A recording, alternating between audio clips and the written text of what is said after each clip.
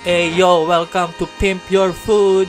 Let's turn this into this. Yeah, sardinas para maging extra, gawin natin malasyakshuka. Let's go! Ang breakfast dish na ito ay sikat sa Middle East.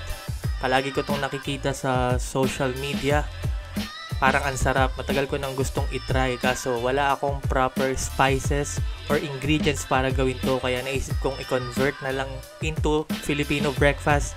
Kaya gagamit ako dito ng sardinas. Oops, may pusa. Alis dyan. Nakarinig ka lang ng sardinas. Gutom yata yung pusi. Well, anyway, yun nga. Ibig sabihin, hindi ito authentic. Yan, hindi ko yung kiniklaim. Hindi ito authentic in any way, in any form. Ang ibig sabihin lang, inspired ang dish na ito sa shakshuka. Okay?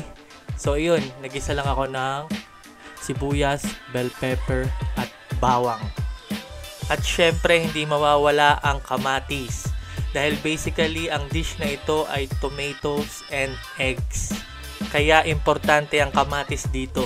Tapos hayaan mo lang mag-sweat sa pan para lumabas ang lasa ng ating mga gulay. So, munting trivia lamang, ito ang pangatlong episode ng Pimp Your Food. Pero ito ang kauna-unahang video na nirecord ko kasi ito sana ay practice video ko lamang. Pero naisipan ko nang i-upload at i-share sa inyo kasi it turned out really good.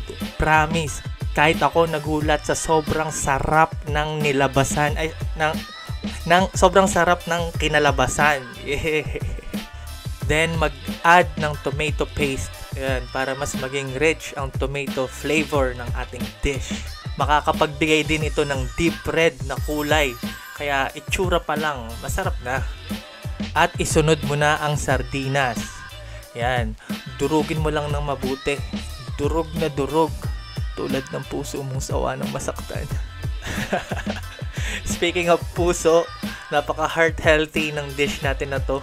Kasi meron nitong kamatis na mayaman sa lycopene at sardinas na mayaman sa omega-3. Pareho yung dalawa na yan na makakatulong sa pagbaba ng risk ng pagkakaroon mo ng sakit sa puso. Kaya sa susunod na iwan ka niya ulit, kumain ka lang ng sardinas at kamatis. Okay? So ayan, kapag malambot na yung mga gulay at nadurog na ang sardinas, pwede mo nang isunod ang sauce. Yung sauce ng sardinas na kasama sa lata, yan. Nilagyan ko lang ng konting tubig. Then haluin mo lang hanggang maging well combined. Tapos hayaan mo lang na mag-simmer. Rose Bowl nga pala ang brand ng sardinas ang gamit ko dito. Kasi ito ang masarap para sa akin, pero pwede kayong gumamit ng ibang brand na gusto nyo. At sabi nga nila, sardinas daw ay isdang tanga. Bakit? Bakit mo pinagsiksikan ng sarili mo sa kanya? Ano? Huwag ganun. So habang nagsisimmer, pwede ka nang maglagay ng mga pampalasa. Ito ang paprika, garlic powder, asin, chili flakes, pamintang durog, at sugar. Yan. Tapos haluin mo lang para ma-distribute. Tapos let it simmer ulit.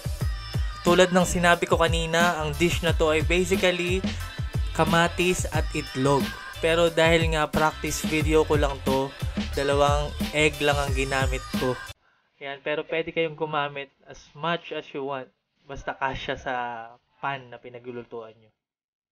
So, ayan, pwede ka nang maglagay ng itlog. Gumawa ka lang ng slot dyan sa yung sauce para paghulugan ng itlog. Yan ang unang itlog. At butas ulit para sa pangalawang itlog.